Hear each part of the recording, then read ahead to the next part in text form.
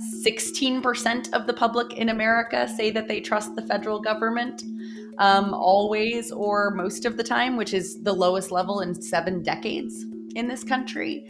And trust in media among Americans is at an unprecedented low. Tara, welcome to 12 Geniuses. Thanks so much for having me, Don. I'm happy to be here.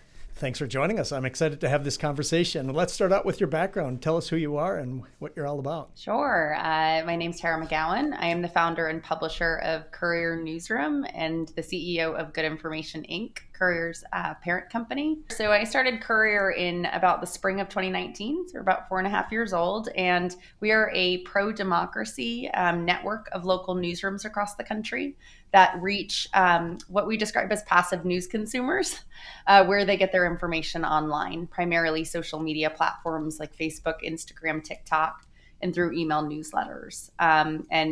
Our overall mission is to build a more informed, engaged, and representative America by delivering factual, values-driven local news to communities that are no longer being reached by traditional media. And so I really started to study the audiences that were most vulnerable to this bad information and how we could counter it, and really arrived at a not so novel solution. But I really do believe that the best antidote to disinformation is good information. And good information is the lifeblood of democracy. And so it's really just a matter of how do we get the good information in front of the populations that are no longer accessing it, whether they are not interested in paying through paywalls, where so much of good journalism now is trapped behind, or their just attention, is spread thin. They work multiple jobs, they are raising families, and they're getting all this information for free on their social media platforms. So how do we work with the algorithms? How do we work with the platforms in the way that they've been created, as long as they're not regulated, to take care of this stuff on their own in order to make sure that good factual news and information and content reaches these individuals who also play an outsized role in our democracy. These are the folks who don't vote regularly, if they vote at all. But when they do vote, when they do have access to good information and they vote, they tend to vote in line with popular values as opposed to extremist views. And that is really important to the protection and strengthening of our democracy. Your work as a political strategist was focused more to the left of the center. And my understanding is that the work that you're doing with COURIER is to be a little bit more non-biased. Is that an accurate reflection of what you're doing? I love that framing. It's not usually the framing I get. I would say we are not non-biased. We are non-partisan in the sense that we are not partisan. We do not support one party over another, but we... That's what I meant to say. Yeah. No, yeah. I like that. I like that. That's much better. And I answered that way too, because we do get called partisan quite often, but partisan means of a party and supporting a specific political party. And that is not what we do. We are very values driven. We have strong, transparent views and positions on issues. Just the way that the media and social media platforms reward emotional and conspiratorial theories and rage bait, as we call it, as opposed to clickbait, that makes Americans feel like they are more divided than we actually are, because there is a financial incentive by companies, and there is a political incentive by certain political actors here and abroad to be able to sow more division and mistrust. And so, there's also a longstanding history of corruption and lying in politics here and around the world. And so a lot of people will say one thing right and get into the office on another. And so that's, another reason that we end up in this place where we have folks in elected office who are actually not representing the values or the positions of most Americans. Can you summarize the extent of the disinformation problem in the United States? We have a crisis of trust in this country that I think is due in large part to the increased proliferation of disinformation and misinformation online and offline, right? It doesn't always stay online, of course. It leads to real world change and dangerous world impacts. To put some numbers behind it, there are at least 50 million Americans who still believe that the 2020 election was fraudulent, the results, which we know factually to be incorrect. 20% of Americans believe QAnon is real, which is a baseless conspiracy theory. 16% of the public in America say that they trust the federal government always or most of the time, which is the lowest level in 7 decades in this country. And trust in media among Americans is at an unprecedented low. And again, I think that that last point is actually very intentional by a lot of extremists and folks on the right who have done an enormous amount of work to undermine faith and trust in media in order to be the trusted messengers, which is, a standard pillar of authoritarian and fascist communication strategies. And it's worked. It's worked, right? We're seeing trust and faith in government and in media at historic lows because of a lot of intentional efforts and because of a lot of inaction, I think, by good government actors to actually meet people where they are and communicate with them in a way that is authentic and relatable. Frankly, I think that's another challenge in the media today, where we do have good factual journalism, of which there is a good supply in this country. It's still not actually accessible to a lot of people. It's talking to folks who are very high information consumers, who are of the most educated or the wealthiest Americans. It's because it really is intentionally around influencing the influencer class as opposed to informing the public. And that chasm has just gotten wider and wider over time. And so I think that disinformation has, bad actors who spread disinformation have very smartly weaponized these new channels of social media and algorithms, and the fact of being able to provide free information to folks who don't otherwise have access to free journalism, with a lot of sludge. And so we're seeing that. I mean, all I have to do is talk about the disparity between vaccine adoption and COVID deaths based on truly red and blue states when it comes to voting outcomes. There's a lot of data on that. And then, of course, the siege on the Capitol, the violent siege on the Capitol, which was all a rallying cry to true believers around a big lie. These are the consequences. People died that day. People were traumatized, and many, many people have post-traumatic stress disorder. And I think that there is a level of that around the country, because we'd never seen anything like that, at least in my lifetime. And so disinformation has very, very, very real world impacts. And my fear around it is that the word has kind of become so ubiquitous, it's lost its meaning in certain ways. I worry about that, about the word democracy today as well. We call ourselves very proudly a pro-democracy news organization, but folks kind of forget what that means. Democracy is about the people. It's not about a party over another party. It's about people having access to good information and agency in their votes, in their voice, in their civic participation, their ability to protest peacefully, their ability to vote. These are rights that are being actively tried to be taken away by extremists who run for office or are in office today. And so I think that everybody has a responsibility to put more definition and real stories of real people and the consequences behind these words that can lose their meaning, that are so critical for us to be able to solve as problems before us today. You said that 16% of Americans trust the federal government. I wonder if you can comment on that, because it doesn't matter who's in power, whether it's Democratic president or a Republican president, et cetera. Where are we going as a country? And why is there no sort of vision that can unite us all? I think that question is is the right question. I think that I think that there is a bench of incredible leaders in this country.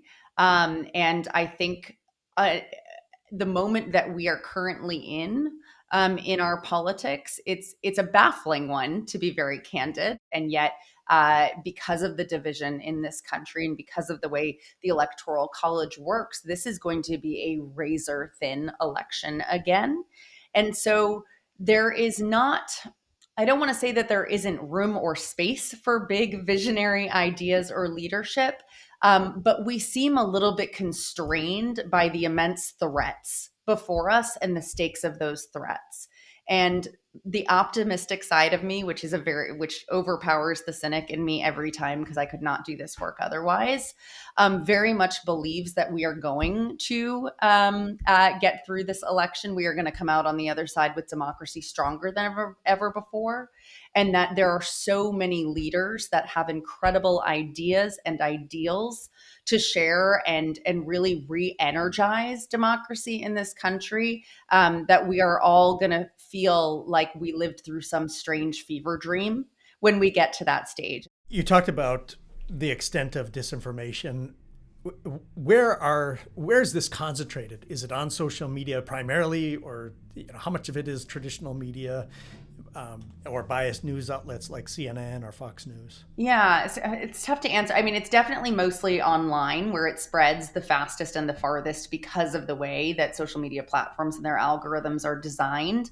And that's the most powerful That is the place. most powerful place. That's where it spread. And the thing with disinformation, right? Like any lie, if you hear it 3 times, you're more likely to believe it, right? And so the fact that a lie or a piece of disinformation can spread literally like that, and you cannot undo it, and there is no fact checking that can undo it once it hits a real saturation point. That's what's really made this such a more exponentially dangerous crisis than in the past, because disinformation has existed as long as there have been governments or political factions in the world. It is not new. Bad actors have always leveraged the technology at hand to be able to spread it. There's just never been technology that's allowed it to spread this quickly. And that's really why there is such a crisis, and why there's such a need for regulation of these platforms, of which there is not political will currently by either party in our Congress and in Washington to advance. So we don't have a handle on this. We truly don't.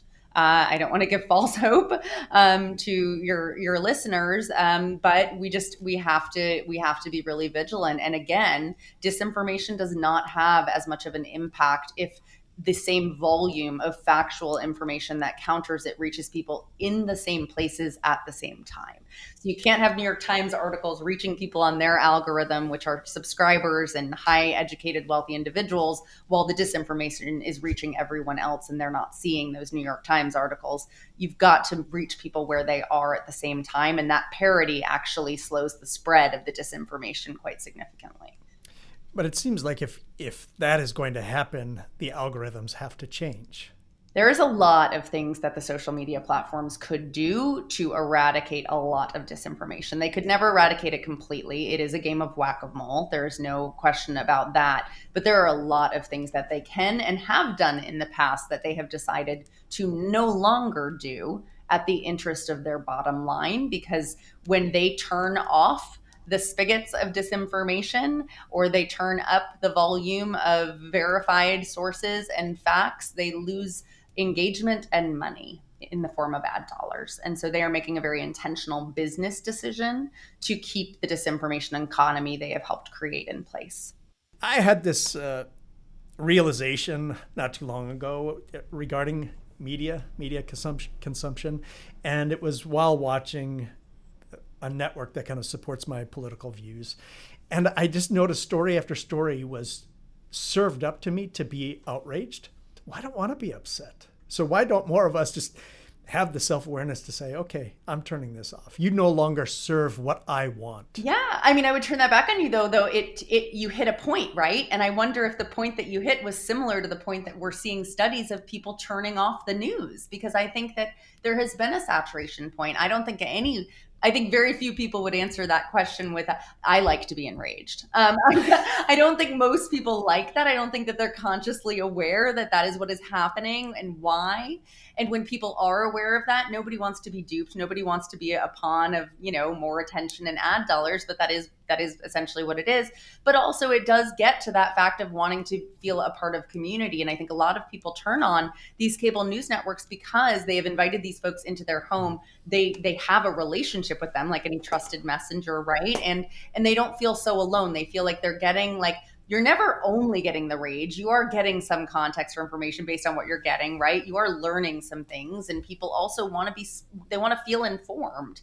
But I tend to agree with you. I don't watch cable news at all because I don't learn anything from it. And I just get I can see through it because this is the work that I do, but I get very frustrated as what I know it is doing to other people. And I have to confront that helplessness a lot with people that watch MSNBC all day, and all they're talking about is Biden's age, because that's the only thing that's being talked about on those channels, because that is the thing that drives up some controversy and contrast. And it's not healthy. It's not focused on the right things. It's not focused on building bridges or common ground.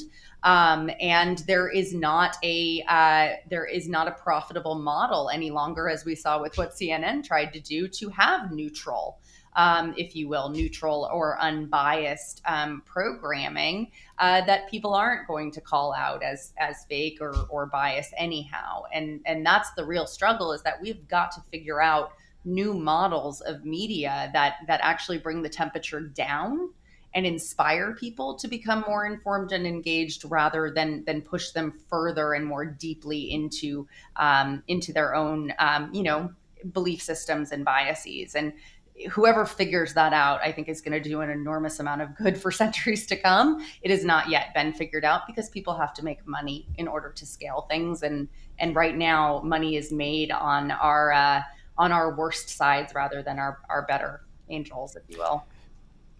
What does history tell us about the health of a society and its government when misinformation is rampant?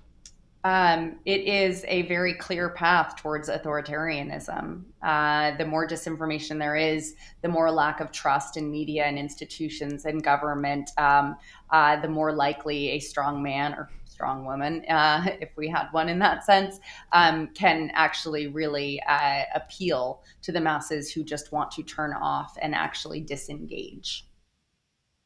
And that is exactly what we are facing down right now at this moment. This is happening in a lot of countries. We are in a moment in this world right now, geopolitically, where democracy is really, really, really hanging by a thread.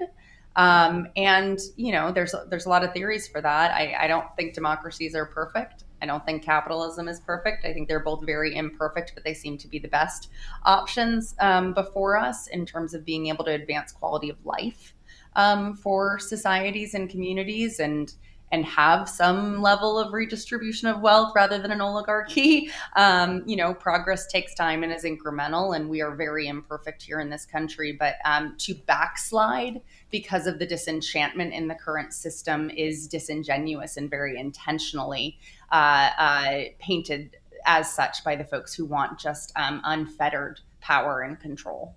I think fear has a lot to do with it, and we've seen incredible change over the last decade, certainly from a technology perspective, but also from a social perspective, and we'll see even more change this decade.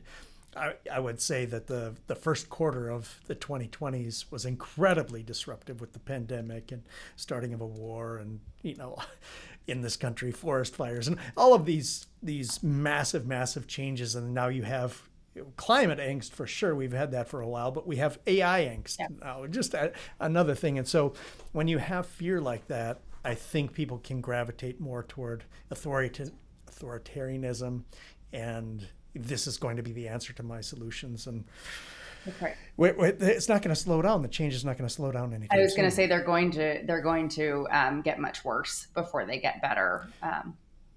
But my perspective on it is we need to collaborate, and the parties need to come together and work to address these problems. And I would just love for listeners to understand we've made an incredible amount of progress, and we'll continue to make progress, and we will solve these problems. I have no doubt we'll be able to solve these problems. I agree with that. And I also think that it's a testament to how much progress we've made, how fiercely there are powers trying to take it away and set us back. What advice do you have for people seeking reliable, trustworthy sources? Look into who your sources are. I say this kind of knowing that most people won't or don't. And the ones that are listening to this and heed that advice probably already are kind of researching those sources. I think media criticism is tough. I mean, I think the reality of the current moment we are with media information is that folks are looking for trusted messengers more than brands or news outlets or organizations. And so really understanding where people come from, who pays them, right? Like what content is sponsored versus not, that really matters. And also just thinking when you are feeling something like you did when you were watching some news program where you're like, wait, I don't like the way I physically feel right now. Like my nervous system is reacting, or like I feel anxiety. When you feel that, know that that's the intention. And then think about if you really want to engage in that type of content or messenger again, because they're doing that to evoke that physical and emotional reaction from you. And that's a good way of knowing, like, trust your instincts, right? Like find something that kind of brings the temperature down rather than up. Even if there is something good and community driven feeling about feeling that way and your family member feeling that way, what have you, let it spark a discourse, but understand that that is intentional. What should people do to better identify fake news or deep fakes? Oh, yeah, this is a tough one because we are going to see more deep fakes than we have ever seen. So, if And more you, sophisticated. yeah, when you see an image that looks so wild it might not be true, the odds are it probably is not true. I would say that's a number one rule. I think the thing that gives me, again, a little bit of hope about, I am scared about AI generally in terms of like the future of the world and humanity and society. But in the short term, the thing that gives me a little bit of hope that it won't be as disastrous as some people are saying it could be in next year's election is that there is a massive movement towards people following real people and trusted messengers, as I mentioned. And that is a very difficult thing, not impossible, but a very difficult thing to simulate with AI still.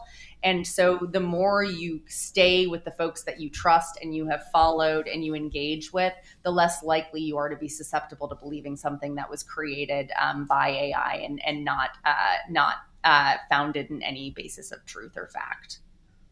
In an AI world, I believe that the superpowers are empathy, compassion, emotional intelligence, relationships, and trust. The Absolutely. trust is so important, and so what who do you trust? What sort of relationships do you have? Who's vouching for you? Those are what will be critically important in the AI world. I think we've covered this a little bit, but if you have anything else to add on how can we restore trust in the media? Oh, I have so many ideas on this. So something I talk about quite a bit is this illusion of objectivity. I think that you can be unbiased, but to say that you're objective and you have no point of view, I believe that contributes to Americans' mistrust in media today. I think people want authenticity. They want to know what you stand for. And if you tell them you don't stand for anything, they're not going to believe you. And they're going to believe that you're selling them a bag of goods. So I am the biggest proponent for transparency of point of view, being clear about what your point of view is, why it is that way. It doesn't need to fit in a clean bucket. I think, there have been issues dealt with around this related to the Me Too movement and Black Lives Matter and things of this nature that newsrooms have had to deal with, where it's like, just be honest about where you stand and what your position is. And I think that can earn a lot more trust.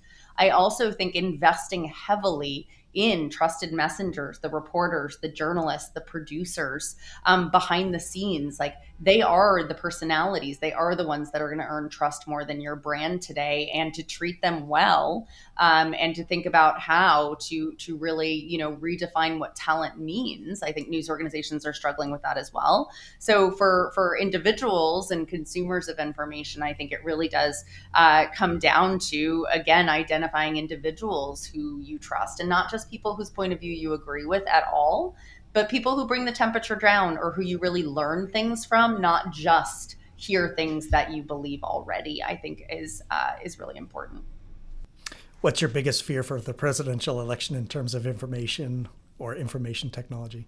My biggest fear is always that the factual information that really informs and empowers people to participate doesn't reach all of the people that it could. And that comes down to, in some ways, an economic problem and sometimes a strategic problem. And I certainly have dedicated my life to trying to play a small role in the solution of that. But I do believe that if everyone had access to factual information that really met them where they are and talked about the issues and elections in a way that was really relevant to their day-to-day lives and the things that keep them up at night and the things that they want and dream and hope for their kids and their families, that we would have exponentially higher turnout in our elections and participation than we currently do.